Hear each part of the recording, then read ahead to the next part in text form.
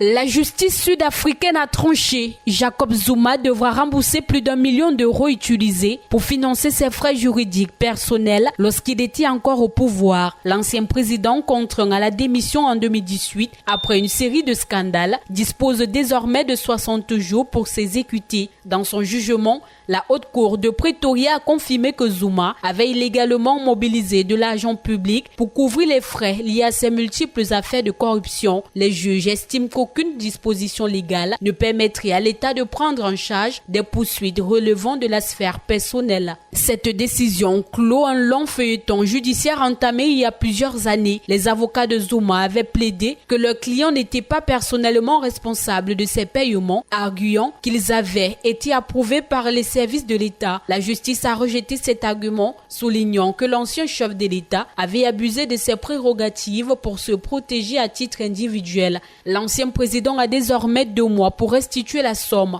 faute de quoi ses avantages d'ancien chef de l'État, notamment sa pension présidentielle, pourraient être gelés. Une victoire pour l'opposition et la justice sud-africaine. L'Alliance démocratique, principal parti d'opposition, a salué ce jugement comme une avancée majeure dans la lutte contre l'impunité. Cette condamnation intervient alors que Jacob Zuma reste une figure controversée de la scène politique sud-africaine. Ancien héros de la lutte anti-apartheid, devenu symbole de la corruption d'État, il continue de défier la justice et d'entretenir une base de partisans fidèles, notamment au sein de son nouveau parti, Umkhonto weZiwe, en abrégé MK. Cette décision marque un tournant symbolique. Aucun ancien président n'est au-dessus de la loi. Pour de nombreux Sud-Africains, elle incarne l'effort de la justice pour solder les comptes d'une décennie marquée par la capture de l'État, période durant laquelle des réseaux politico-économiques proches du pouvoir auraient détourné massivement les ressources publiques.